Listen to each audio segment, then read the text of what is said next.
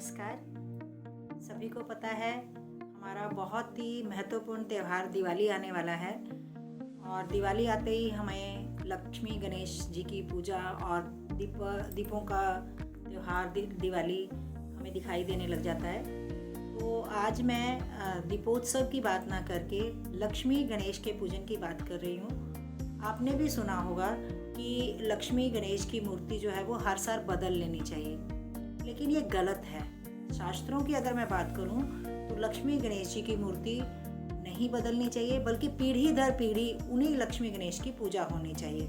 अगर आपने रखी हुई है मिट्टी की मूर्ति, अगर वो खंडित हो जाती है उसी अवस्था में केवल उसे नदी में प्रवाह करके नई मूर्ति जो है उस लाने का विधान है। वैसे देखिए आप शुभ मुहूर्त में स्थापना करते हैं लक्ष्मी गणेश की और पूरा साल उसकी पूजा करते हैं।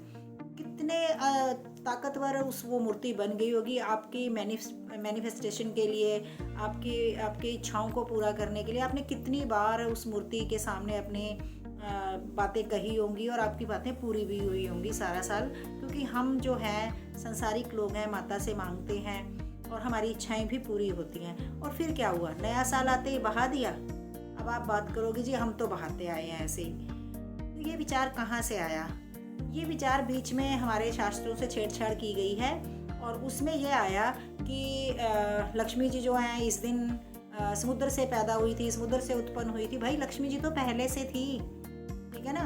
तो वो उस दिन उनका प्रादुर्भाव जरूर हुआ है, वो वापस से विष्णु जी की पत्नी जरूर बनी है, पर मेरे अनुसार या शास्त्रों के अनुसार हमें कभी भी हर साल मूर्ति नहीं बदलनी चाहिए, क्योंकि मूर्ति बहुत ताकतवर हो जाती है जब उनकी पूजा करते हैं और वो हमारे लिए फल देने लायक हो जाती है। तो बार बार मूर्ति ना बदलें, बल्कि मैं तो ये कहूँगी एक पीढ़ी से दूसरी पीढ़ी तक आप उसी मूर्ति की पूजा करें। फिर देखना आप कि कैसे वो मूर्ति साक्षात लक्ष्मी का रूप बनकर आपके घर में रहती हैं। हाँ, अगर खंडित हो जाती है तो उस मूर्ति को बदलने की ज़रूरत होती है।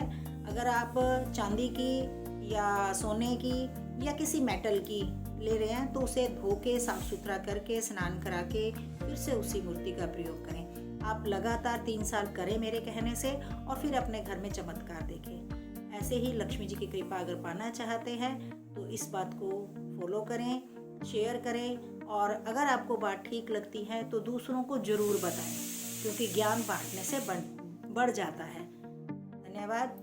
नमस्कार।